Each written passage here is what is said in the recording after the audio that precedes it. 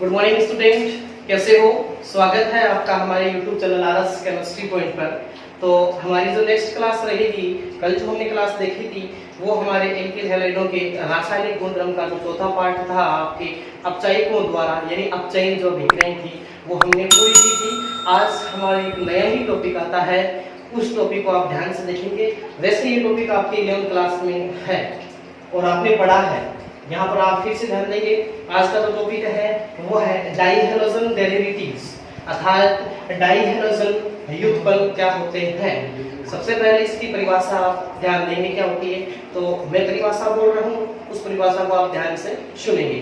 तो डाइहैलोजन व्युत्पन्नों में क्या होता है कि जो आपके हाइड्रोकार्बन्स होते हैं, उन हाइड्रोकार्बन्स में यदि दो हाइड्रोजन परमाणुओं का प्रतिस्थापन हैलोजन परमाणु द्वारा हो जाता है, यानी दो हाइड्रोजन परमाणुओं का प्रतिस्थापन दो हैलोजन परमाणु द्वारा हो जाता है, तो प्राप्त होने वाले यौगिक डाइहैलोजन व्युत्पन्न कहलाते हैं। और फिर से एक बार परिभाषा, ऐसे यौगिक जिनमें हाइड्रोकार्बन से दो हाइड्रोजनों का प्रतिस्थापन दो हैलोजन परमाणु से हो जाता है, तो प्राप्त होने वाले यौगिक डाइहैलोजन व्युत्पन्न कहलाते हैं, डाइहैलोजन डेरिवेटिव्स कहलाते हैं। अब यहाँ आपको ये ध्यान देना है कि डाइहैलोजन व्युत्पन्न जो है वो कितने प्रकार के होते हैं। तो डाइहैलोजन व्युत्पन्न आपके 3 प्रकार के होते हैं और इन तीनों प्रकार को मैं आपको पढ़ा चुका हूँ, लेकिन फिर से आप एक बार ध्यान देंगे। सबसे पहला जो होता है वो होता है जेम डाइहैलाइड। जेम डाइहैलाइड, इस जेम डाइहैलाइड को जेमिनल डाइहैलाइड भी कहते हैं, इसको जेमिनल नाम से भी पुकारा जाता है। और इसका जो दूसरा पार्ट होता है वो होता है विसिनल डाइहैलाइड, या इसको हम कहते हैं विस डाइहैलाइड। विस डाइहैलाइड जो है उसको विसिनल डाइहैलाइड भी कहते हैं। जिस प्रकार जेम को जेमिनल, उसी प्रकार इसको विसिनल या विसिनल डाइहैलाइड भी कहते हैं। और इसका तीसरा पार्ट जो होता है तो वो आता है अल्फा ओमेगा डाइहैलाइड। ये 3 भाग इसके होंगे और इन तीनों भागों को आप 11th क्लास में पढ़ चुके हो, लेकिन यहाँ फिर से देखेंगे। सबसे पहले आप ये याद देंगे कि जेम डाइहैलाइड क्या होते हैं।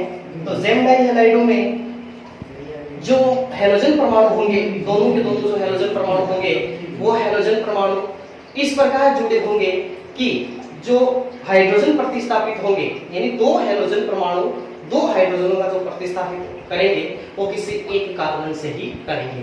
या हम इस प्रकार इसको परिभाषित कर सकते हैं कि जेम डाइहैलाइडों में जुड़े हुए दोनों हैलोजन परमाणु किसी एक कार्बन पर ही जुड़े होते हैं, यानी किसी एक कार्बन पर दोनों हैलोजन परमाणु जुड़े होंगे। जैसे हम एक एग्जांपल की बात करें कि यहाँ पर जो एग्जांपल होगा वो इस प्रकार है, जैसे CH3 CHClCl, ये एक जेम डाइहैलाइड है। क्यों? क्योंकि यहाँ पर जो क्लोरीन परमाणु जुड़े हुए हैं, दोनों क्लोरीन परमाणु, वो दोनों क्लोरीन परमाणु एक कार्बन से ही जुड़े हुए हैं। तो जेम डाइहैलाइडों में वे डाइहैलाइड आते हैं जिनमें दोनों हाइड्रोजन परमाणु किसी एक कार्बन पर जुड़े होते हैं, यानी ये जो दोनों क्लोरीन परमाणु है वो इस कार्बन के दो हाइड्रोजनों का प्रतिस्थापन करके इसी कार्बन पर जुड़ जाते हैं। और विस डाइहैलाइड की बात करें तो इसमें क्या होगा, विस डाइहैलाइड में दोनों हैलोजन परमाणु किसी एक कार्बन पर न जुड़ के दो निकटवर्ती कार्बन पर जुड़ा रहता है, इसलिए इन्हें निकटवर्ती डाइहैलाइड भी कहते हैं। निकटवर्ती डाइहैलाइड भी कहते हैं। जैसे मान लीजिए मैंने कहा कि CH2 सिंगल बॉन्ड CH2, एक क्लोरीन इससे जुड़ जाए, एक क्लोरीन इससे जुड़ जाए, तो यहाँ पर क्या है कि ये दो जो निकटवर्ती कार्बन है, पास के कार्बन है, इन पर दोनों हाइड्रोजन परमाणु जुड़े रहेंगे, यानी एक हाइड्रोजन परमाणु का प्रतिस्थापन इस कार्बन से होगा तो दूसरे इससे होगा, किसी एक कार्बन से नहीं होगा। तो इस प्रकार के डाइहैलोजन व्युत्पन्न जो होंगे वो आपके विस डाइहैलाइड या विसिनल डाइहैलाइड या निकटवर्ती डाइहैलाइडों में आते हैं। और इसका जो तीसरा पार्ट है वो आता है अल्फा ओमेगा डाइहैलाइड। अल्फा ओमेगा डाइहैलाइड है, इसको इसी नाम से जाना जाता है। ये 11th में नहीं आता है, लेकिन 12th में आते ही आपके एक और ऐड हो जाता है। इसमें क्या होता है कि न तो किसी एक कार्बन पर होते हैं, ना निकटवर्ती कार्बन पर होते हैं। इसमें जो आपके कार्बन श्रृंखला होगी उस कार्बन श्रृंखला में पहले कार्बन और अंतिम कार्बन पर जुड़े रहते हैं। और इस प्रकार के डाइहैलाइडों में कार्बन श्रृंखला कम से कम 3 कार्बन की होगी। दो कार्बन की इसमें नहीं होगी, क्योंकि दो कार्बन की होती है तो वो आपके कहलाता है विसिनल डाइहैलाइड। और तीन कार्बन की श्रृंखला होते ही उसके फर्स्ट कार्बन और लास्ट कार्बन पर यदि हाइड्रोजन परमाणु जुड़ जाते हैं तो वो आपके अल्फा डाइहैलाइड कहलाते हैं। जैसे ये है CH2 CN, फिर CH2, फिर CH2 Cl। तो यहाँ पर आप देख सकते हो कि ना तो किसी एक कार्बन पर है ना निकटवर्ती कार्बन पर है। हाँ, ये बात है कि ये पहले कार्बन पर है, ये अंतिम कार्बन पर है। और एक विशेष बात का यहाँ पर ये भी ध्यान देंगे कि यहाँ पर जो ये श्रृंखला होगी, कार्बन श्रृंखला, वो अशाखित होनी चाहिए, अशाखित होगी, इस पर शाखा नहीं लिखनी होनी चाहिए। यानी कि कहने से तात्पर्य है कि जो कार्बन श्रृंखला है, कार्बन चेन है, उसमें ऊपर नीचे कोई भी क्रियात्मक समूह नहीं जुड़ा होना चाहिए, ये केवल अशाखित होनी चाहिए। और इसके फर्स्ट कार्बन और लास्ट कार्बन पर यदि हाइड्रोजन परमाणु जुड़े हुए हो तो वो अल्फा डाइहैलाइड कहलाते हैं। और ये कार्बन श्रृंखला कितने ही कार्बन की हो सकती है, लेकिन पहले और अंतिम कार्बन पर जुड़े होने चाहिए। तो इस प्रकार ये सामान्य से आपकी टॉपिक है डाइहाइड्रोजन युग्मन, जिसमें तीन प्रकार का आता है, जेम डाइहाइड्रोजन, विस डाइहैलाइड और अल्फा ओमेगा डाइहैलाइड, जिसमें आपको मैंने इनकी परिभाषाएं बताई है और एक एक उदाहरण भी आपने देखा है। एग्जांपल और एग्जाम की बात करें तो सीधा क्वेश्चन आपको पूछा जाता है, जेम, विस और अल्फा ओमेगा डाइहैलाइड को परिभाषित कीजिए या इनका एक एक उदाहरण दीजिए, जो आमतौर पर आप इसको छोटी सी कक्षा में और छोटे से शब्दों में समझ सकते हो। तो विद्यार्थियों, अगला जो टॉपिक इसी क्लास में अपन चालू कर रहे हैं वो है डाइहाइड्रोजन युग्मों के निर्माण की विधियां। यहाँ इन विधियों का आप ध्यान देंगे कि डाइहाइड्रोजन युग्मों को बनाया कैसे जा सकता है। इसी क्लास में हमने पढ़ा है सबसे पहले कि डाइहाइड्रोजन युग्मन जो है वो तीन प्रकार के होते हैं, जेम, विस और अल्फा ओमेगा डाइहैलाइड। अब हम उनको कैसे बना सकते हैं, किनकी सहायता से, किनकी मदद से हम इसको बना सकते हैं इनको, तो आइए देखते हैं। तो टॉपिक मैंने डाला है डाइहाइड्रोजन युग्मों के निर्माण की विधियां, और उनमें सबसे पहला लिया है जेम डाइहैलाइड। और इन जेम डाइहैलाइड में क्या होता है, किसी एक कार्बन पर दोनों हाइड्रोजन परमाणु होते हैं, किसी एक कार्बन पर, यानी किसी एक कार्बन पर दोनों हाइड्रोजन परमाणु होंगे, बस ये यहाँ पर ध्यान रखें। अब हम निर्माण की विधियों की बात करें तो इसमें सबसे पहली जो विधि आती है वो आती है आपके कार्बोनिल से क्रिया द्वारा। ये टॉपिक आप इसमें डालने विधियों में कि कार्बोनिल यौगिकों की PCl5 से क्रिया द्वारा हम इसमें जेम डाइहैलाइड बनाएंगे। तो सबसे पहले आपको ये ध्यान देना होगा कि कार्बोनिल यौगिक क्या होते हैं। कार्बोनिल यौगिक, एक कार्बोनिल कार्बन होता है, कार्बन डबल बॉन्ड ऑक्सीजन, ये जो आपको परफॉर्मा दिखा रहे हैं, ये फंक्शनल जो ग्रुप है, इस फंक्शनल ग्रुप को कहते हैं कार्बोनिल कार्बन या कार्बोनिल फंक्शनल ग्रुप। ठीक है, इस कार्बोनिल जो फंक्शन है, फंक्शनल ग्रुप है, इसमें कार्बन से द्विबंधित ऑक्सीजन होता है और इसकी दो संयोजकताएं खाली होती है। और कार्बोनिल यौगिक जो होते हैं वो दो प्रकार के होते हैं, एक होता है एल्डिहाइड और एक होता है मुख्यतः कीटोन। इनको भी आपको जान लेना चाहिए इसी क्लास में कि इनमें होता क्या है। तो जो एल्डिहाइड होता है, इनमें जो कार्बोनिल कार्बन है, इसमें एक तरफ हमेशा हाइड्रोजन होगा और एक तरफ हमेशा एल्किल ग्रुप होगा, अर्थात हम इसको इस प्रकार लिखते हैं RCHO। तो इस प्रकार जो कार्बोनिल यौगिक होंगे वो होंगे एल्डिहाइड। तो इसकी परिभाषा में हम ये बोलते हैं कि कार्बोनिल कार्बन की एक संयोजकता यदि हमेशा हाइड्रोजन से पूरी होती हो और एक संयोजकता कोई से भी एल्किल ग्रुप से पूरी होती हो, तो यहाँ एक सफिक्स के रूप में बनता है, एक फंक्शनल ग्रुप बन जाता है CHO, जो एल्डिहाइड कहलाता है। और कीटोन जो होता है, इसमें जो कार्बोनिल कार्बन होता है उसके दोनों ओर एल्किल समूह जुड़े हुए होते हैं, इसे कहते हैं RCOR। ये होता है आपके कीटोन, यानी इसमें कार्बोनिल कार्बन के दोनों ओर हमेशा एल्किल ग्रुप जुड़े होते हैं। तो यही इसमें क्या होगा, अंतर होगा। अब हमें क्या करना होगा, इन कार्बोनिल यौगिकों की जो आपको ये दो प्रकार के कार्बोनिल यौगिक मैंने बताए हैं, एल्डिहाइड और कीटोन, इनकी हम क्रिया करेंगे PCl5 से और हम बनाएंगे यहाँ पर आपके जेम डाइहैलाइड, जो डाइहाइड्रोजन युग्मन है। तो आइए इसकी सबसे पहले अपन एक रिएक्शंस देखते हैं। मान लीजिए सबसे पहले मैं एल्डिहाइड ग्रुप लेता हूँ, मैंने यहाँ से लिखा इसको R CH double bond oxygen, ये यही ग्रुप है। बस मैंने इसको इस प्रकार ट्रांसफर किया है, इसको घुमाया है और फिर मैंने इसकी क्रिया करवा दी PCl5 से। PCl5 जो होता है वो आपका होता है phosphorus pentachloride, PCl5 phosphorus pentachloride. तो इसमें क्या होगा कि यहाँ से ऑक्सीजन जो परमाणु है उसकी विद्युत ऋणता ज्यादा होने के कारण यहाँ से ऑक्सीजन बाहर निकल जाता है। बाहर निकलकर इस कार्बन से दो हाइड्रोजन परमाणु जुड़ जाते हैं, जैसे कि यहाँ RCH, और यहाँ ऑक्सीजन बाहर निकल जाता है और यहाँ से दो जो क्लोरीन परमाणु है वो इससे जुड़ जाते हैं। तो एक यहाँ जुड़ जाता है क्लोरीन और एक क्लोरीन यहाँ जुड़ जाता है। और यहाँ यदि हम सह उत्पाद की बात करें तो यहाँ बचा PCl3, दो क्लोरीन तो यहाँ जुड़ गए तो बचा PCl3 और एक ऑक्सीजन इसके साथ में मिल जाएगा तो हो जाएगा POCl3। इसे कहते हैं फास्फोरस ऑक्सी ट्राइक्लोराइड या फास्फोनिल क्लोराइड, इसे कहते हैं फास्फोनिल क्लोराइड या फास्फोरस ऑक्सी ट्राइक्लोराइड, फास्फोनिल क्लोराइड भी इसको कहा जाता है। यह सह उत्पाद के रूप में बनता है और यहाँ ये जो क्लोरीन परमाणु है वो दोनों के दोनों एक कार्बन पर जुड़े हुए हैं। यदि इसको और आप थोड़ा सा सही समझो तो आप इसको इस प्रकार लिख सकते हो R फिर C, इस कार्बन से ही H जुड़ा हुआ है और इस कार्बन से दो क्लोरीन जुड़े हुए हैं तो ये क्लोरीन। और परिभाषा के अनुसार ज़ेन डाइहैलाइडों में दोनों हाइड्रोजन परमाणु किसी एक कार्बन पर जुड़े होते हैं और यहाँ पर आपको वही प्राप्त हुआ है।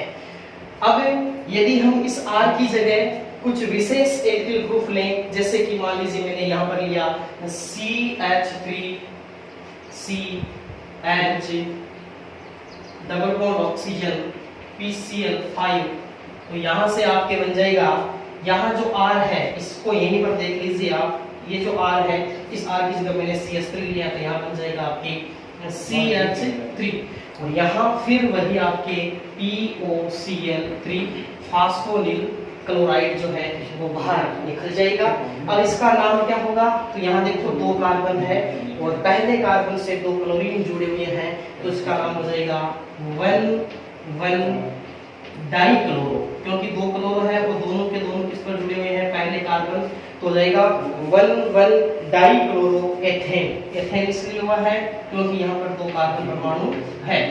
तो ये इसकी पहली विधि रहेगी जिसमें आप कार्बोनिल यौगिकों की PCl5 से क्रिया करोगे। अब यहाँ जो आपने कार्बन लिया है या कार्बोनिल यौगिक जो लिया है वो एल्डिहाइड लिया है और यहाँ एल्डिहाइड के रूप में आपने लिया है एसिड एल्डिहाइड। ये एसिड एल्डिहाइड इसलिए है क्योंकि इसको हम इस प्रकार लिख सकते हैं CH3 ये फिर CH, ये हो गया आपके CH और ये ऑक्सीजन से जुड़ा हुआ CHO। अब यहाँ कार्बन संख्या 2 है, 2 होने के कारण व्युत्पन्न पद्धति जो होती है डेरिवेटिव सिस्टम जो नामकरण की नोमेनक्लेचर की जो विधि होती है उसमें दो कार्बन परमाणु को एसिड का व्युत्पन्न माना जाता है। एसिड तो दो कार्बन हो गया एसिड और यह है एल्डिहाइड, तो एसिड प्लस एल्डिहाइड हो गया एसिड एल्डिहाइड, इसलिए हमने लिया इसको एसिड एल्डिहाइड। या इसका IUPAC नाम लिखना चाहो तो एल्डिहाइड का जो सफिक्स होता है वो होता है आपके एल, अनुलग्न जो होता है वो होता है एल और दो कार्बन परमाणु होने के कारण इसको हम कहेंगे एथेन प्लस एल और एथेन प्लस एल से ये बन जाता है एथेनेल। एथेनेल तो इस प्रकार आप यहाँ इसको चाहे एसिड एल्डिहाइड बोल दो चाहे इसको एथेनेल बोल दो। तो हमने एथेनेल की क्रिया PCl5 से करवाकर यहाँ आपने 1,1 डाइक्लोरोएथेन अर्थात ज़ेन डाइहैलाइड का निर्माण किया है और सह उत्पाद में फास्फोनिल क्लोराइड अर्थात POCl3 का निर्माण हुआ है। तो इस प्रकार ये आप देख लीजिए। अब मान लीजिए यहाँ पर आपके एल्डिहाइड नहीं लिया हो और आपने लिया हो कीटोन, तो इस H के स्थान पर फिर क्या हो जाएगा R हो जाएगा। R क्यों होगा क्योंकि मैंने कहा था इस कार्बोनिल कार्बन के दोनों ओर क्या होंगे एल्किल ग्रुप होंगे। तो यहाँ R होगा तो यहाँ पर भी क्या होगा R हो जाएगा। तो ये बन जाएगा आपके ज़ेन डाइहैलाइड, लेकिन इधर भी क्या हो गया R हो गया। फिर मान लीजिए इस CH3 के स्थान पर यहाँ आ जाएगा आपके CH3, तो यहाँ पर आपके हो जाएगा H के स्थान पर ऊपर लिख दो बोले यहाँ पर CH3, या इसका जो परफॉर्म है वो मैं यहाँ पर बता रहा हूँ। इसका जो सूत्र है वो बन जाएगा आपके CH3 CH3Cl ये बन जाएगा। इसका नाम क्या होगा? एक कार्बन, दो कार्बन, तीन कार्बन। दूसरे कार्बन पर दो क्लोरीन परमाणु जुड़े हुए हैं, तो दो क्लोरीन परमाणु इस पर जुड़े हुए, इसका नाम यहाँ है, इसका नाम हो जाएगा आपके 2,2 डाइक्लोरो। यहाँ पर 2,2 डाइक्लोरो इसलिए हुआ है क्योंकि दोनों के दोनों क्लोरीन परमाणु एक कार्बन दूसरे पर जुड़े हुए हैं, तो 2,2 डाइक्लोरो और तीन कार्बन की श्रृंखला होने के कारण इसको हम कहेंगे प्रोपेन। तो नाम हो जाएगा इसका 2,2 डाइक्लोरो प्रोपेन। ये यदि आप इस कार्बोनिल यौगिकों में कीटोन लेते हो तब की बात है।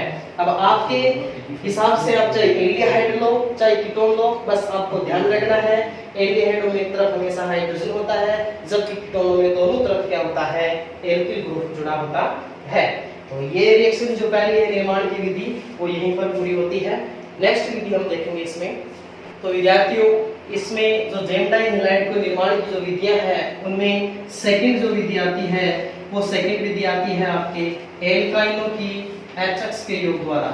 एल्काइनों के HX के योग द्वारा यहाँ हाइड्रोजन हैलाइडों का योग होगा एल्काइनों में। और एल्काइन आप जानते हो क्या होते हैं? एल्काइन वे होते हैं जिनमें किसी दो कार्बनों के मध्य ट्रिपल बॉन्ड होता है, त्रिबंध होता है, उन्हें हम एल्काइन कहते हैं। और इन एल्काइनों का यदि हम योग करवाते हैं HX का तो आपको यहाँ पर जेम डाइहाइड प्राप्त होता है। जैसे एक एग्जांपल की बात करें, एग्जांपल में लिख रहा हूँ HC ट्रिपल बॉन्ड CH।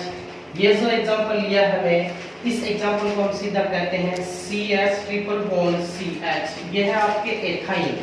क्या है? एथाइन है। एथाइन इसलिए है क्योंकि दो कार्बन है, दो कार्बन का मतलब H, और एल्काइन का जो सफिक्स होता है वो होता है आयन, इसलिए H प्लस आयन का मतलब हो गया एथाइन, या इसको एसिटिलीन गैस भी कहते हैं।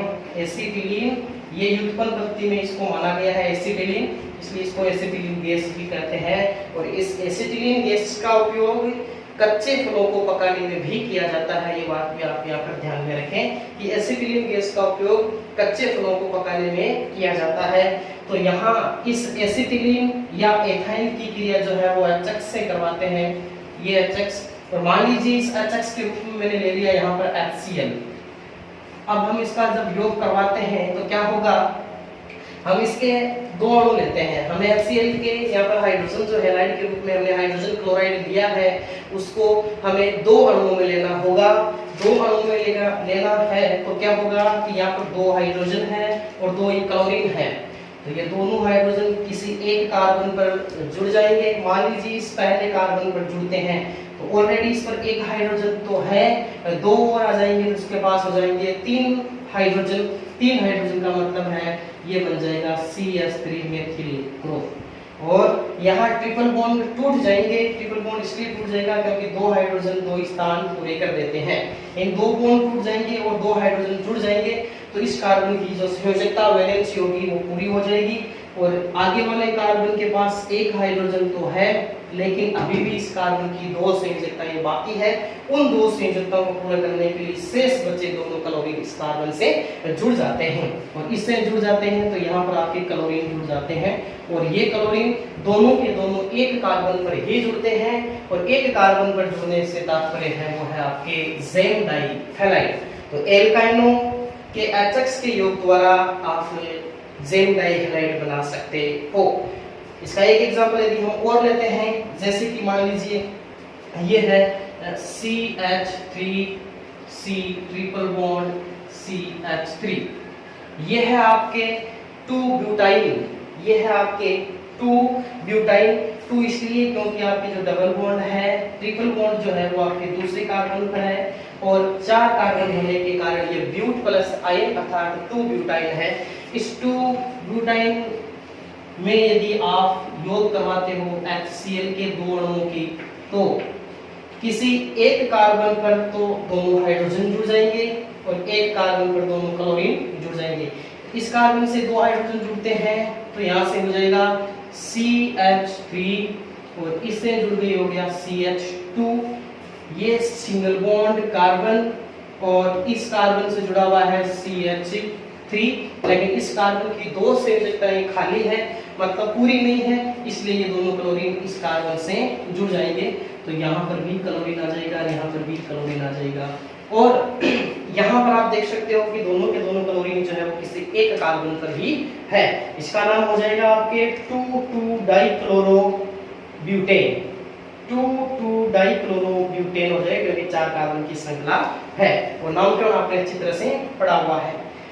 अब यदि आपने लिया CH3 C triple bond CH, यह है आपके प्रोपाइल। क्या है? प्रोपाइल है, 3 कार्बन है और 3 कार्बन के साथ ट्रिपल बॉन्ड है, इसलिए इसे हम कहेंगे प्रोपाइल।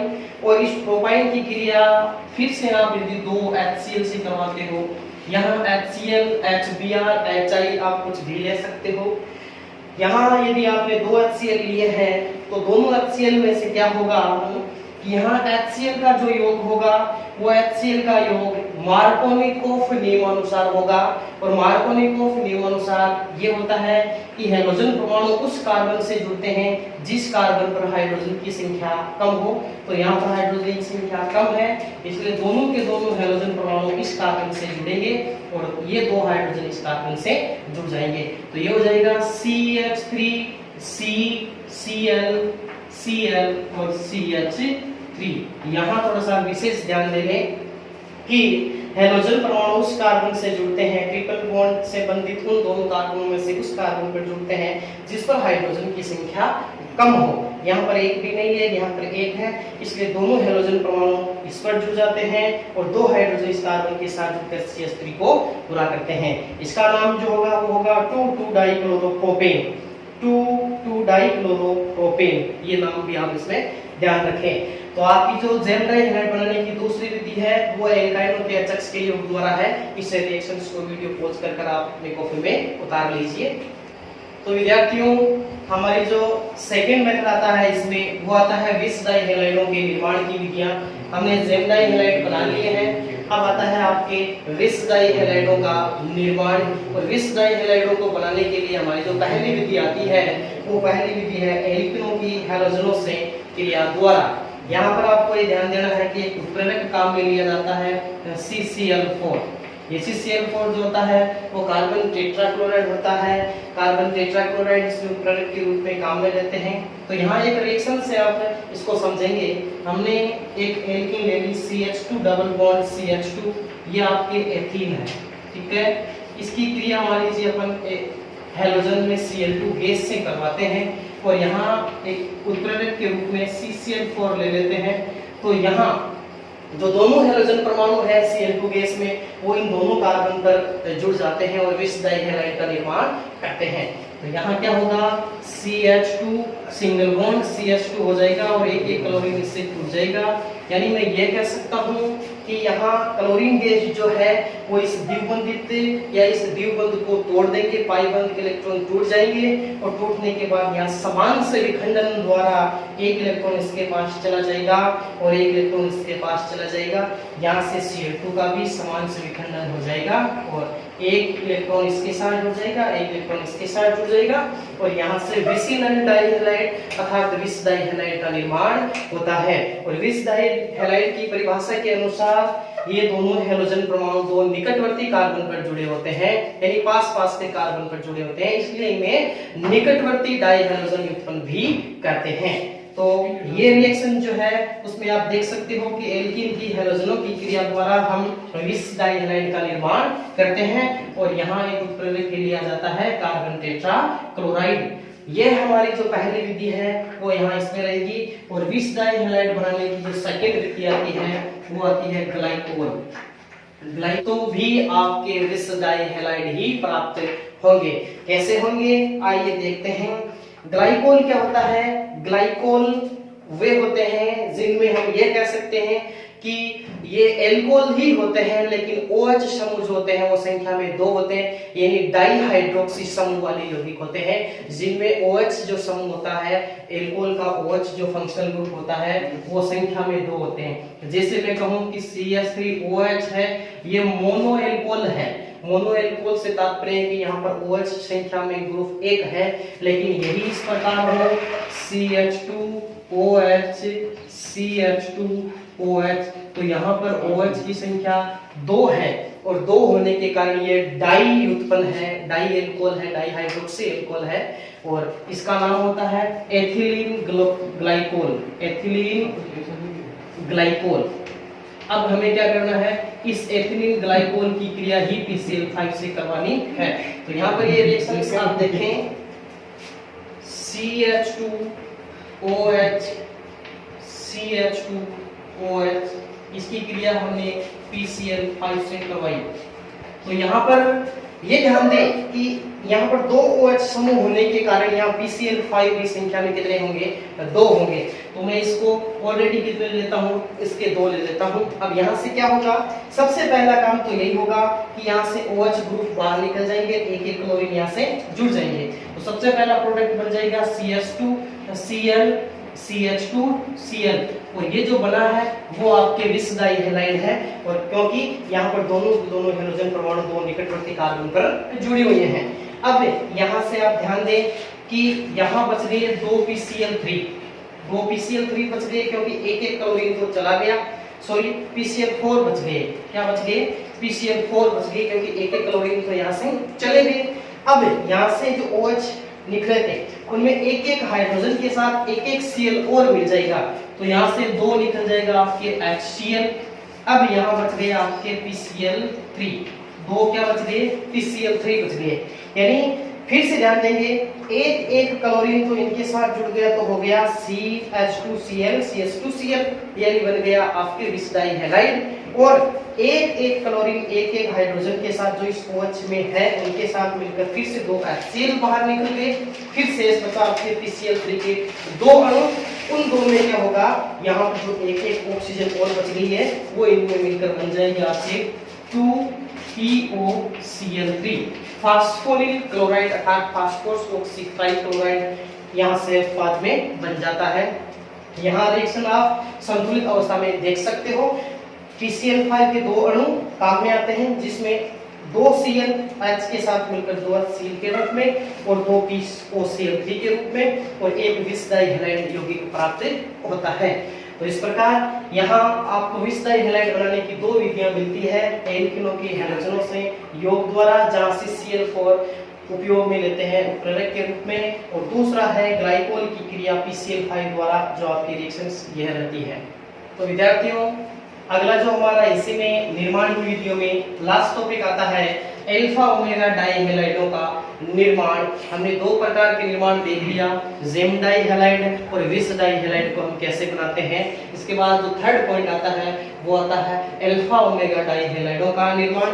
ये आपके आज की क्लास का लास्ट टॉपिक है। इसमें हम इसका निर्माण करेंगे हुस्डीकर अभिक्रिया द्वारा, जो आपने ऑलरेडी पहले पढ़ चुके हैं या पढ़ लिया है।